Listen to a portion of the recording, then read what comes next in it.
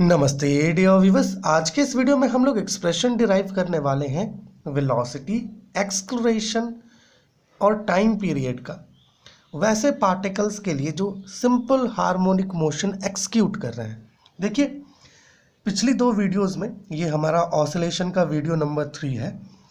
इसके पहले जो दो वीडियोस था उसमें हम लोगों ने पहले तो डिफरेंशियल इक्वेशन ऑब्टेन किया सिंपल हार्मोनिक मोशन का, जो कुछ इस प्रकार का था: d²x/dt² प्लस k/m(x)=0। ये सिंपल हार्मोनिक मोशन का डिफरेंशियल इक्वेशन है।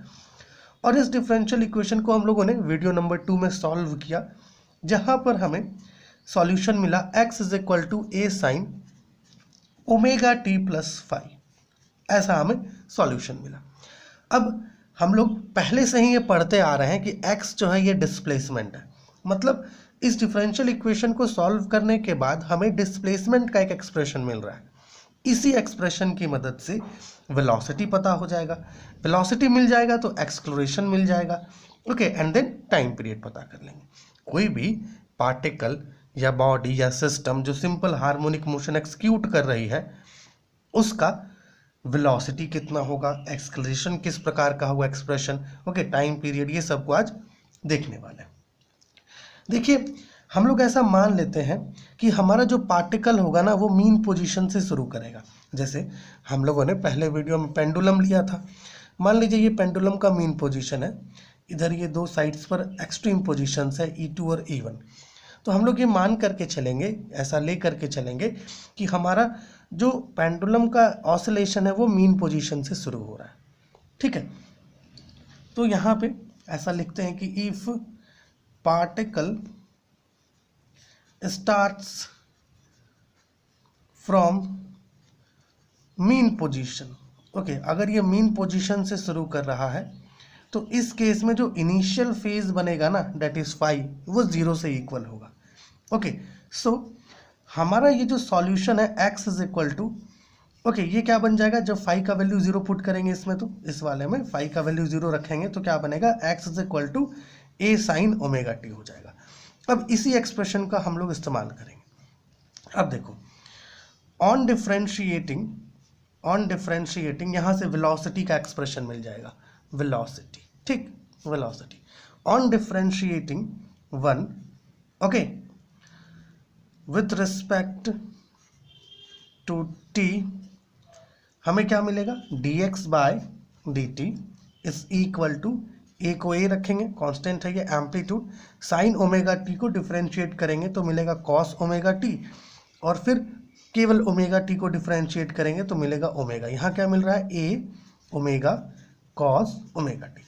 मतलब वेलोसिटी हमें cos के टर्म्स में कुछ इस प्रकार का मिल रहा है, velocity v = a omega cos ωt, कुछ ऐसा मिल रहा है। अब आप चाहें तो इस प्रकार से भी लेकर के चल सकते हैं, मतलब इसी को एक्सप्रेशन मान सकते हैं वेलोसिटी का, या फिर यहाँ पर ये जो cos ωt हमें मिल रहा है, इस cos ωt का आप वैल्यू पता कर सकते हैं। वैल्यू को पता करके यहाँ रखेंगे तो और उभर करके हमें एक्सप्रेशन मिलेगा।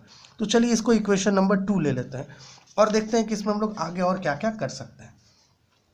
हमें यहाँ पर मिल रहा है v = a omega cos ωt मिल रहा है, ठीक, ये अपना इक्वेशन नंबर 2 हुआ। यहाँ पर फिर से इसको इक्वेशन नंबर 2 का लेबलिंग कर देते हैं। अब देखिए प्यारे व्यूअर्स, हम लोग जानते हैं कि sin² प्लस cos² ये 1 से इक्वल होता है। तो क्या हम लोग ऐसे लिख सकते हैं, sin² ωt, थीटा की जगह ωt ले लेते हैं, plus cos² ωt is equal to 1, इस प्रकार से ले सकते हैं। सो यहाँ से हमें cos² ωt का वैल्यू कुछ ऐसा मिलेगा, 1 - sin² ωt, and cos ωt का वैल्यू मिलेगा √1 - sin² ωt। अब देखो, हम लोग को cos ωt का वैल्यू मिल जाएगा अगर यहाँ sin ωt का वैल्यू हमारे पास हो तो, और ये चीज़ हम लोग बहुत आसानी से कर सकते हैं इसकी मदद से। अगर आप देखो तो हमारे पास क्या है, x = a sin ωt है, ठीक, तो इसकी मदद से आप sin ωt का वैल्यू x/a ले सकते हैं, ठीक, x/a ले सकते हैं। सो यहाँ पे आप लिख दो कि from one sine omega t is equal to x by a. ठीक, सो देयरफॉर यहाँ से आप लिख दो cos omega t is equal to under root 1 minus x square by a square, and this can be written as under root a square minus x square by a square, कुछ ऐसा। अब क्या करते हैं, हमारा ये जो इक्वेशन नंबर 2 है इसमें कॉस ओमेगा टी का वैल्यू रखते हैं। नाउ इक्वेशन 2 बिकम्स, इक्वेशन 2 क्या बन जाएगा, थोड़ा देखिएगा। v is equal to, that is velocity of particle executing simple harmonic motion, v is equal to a omega into cos omega t की जगह पर इसे पुट कर दें तो हमें मिलेगा a square minus x square by a square, and this can be taken as a omega under root a square minus x square by, यहाँ पे केवल a आएगा, और ये a है ना, न्यूमरेटर में जो a है और डिनोमिनेटर में जो a है ये दोनों कैंसल आउट होगा, तो हमें मिलेगा v is equal to omega under root a square minus x square, कुछ ऐसा। अब ये जो एक्सप्रेशन हमें मिल रहा है यही है expression for velocity of particle executing simple harmonic motion. ये एक्सप्रेशन हो गया हमारा वेलोसिटी का। ठीक, expression for velocity, okay, for particle executing simple harmonic motion. अब बात करते हैं किसकी, एक्सक्लरेशन की।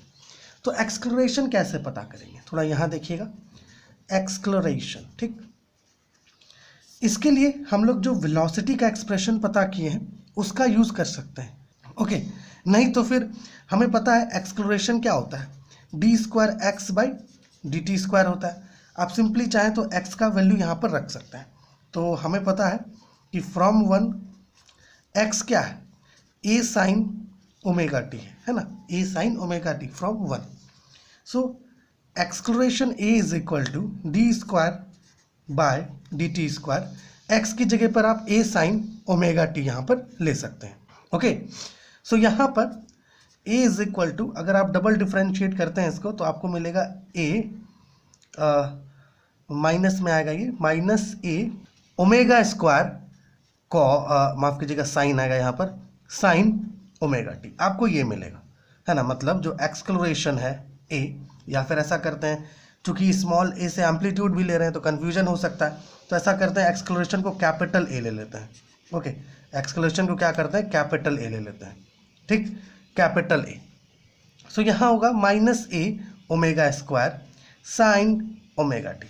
अभी आप इसे ऐसे लिख दो, माइनस ओमेगा स्क्वायर, और यहाँ पर ये जो ए साइन ओमेगा टी है इसे आप अलग से एक ब्रैकेट में लिख दो।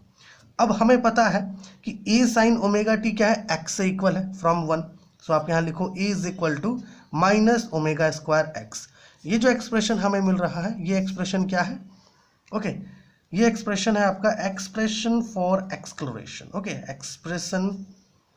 Expression for acceleration. ठीक, एक्सक्लरेशन के लिए आपका एक्सप्रेशन हो गया। कोई भी particle simple harmonic motion execute कर रही है तो उसका वेलोसिटी का एक्सप्रेशन कुछ इस प्रकार का आएगा, और उसके एक्सक्लरेशन का जो एक्सप्रेशन होगा वो कुछ इस प्रकार का मिलेगा।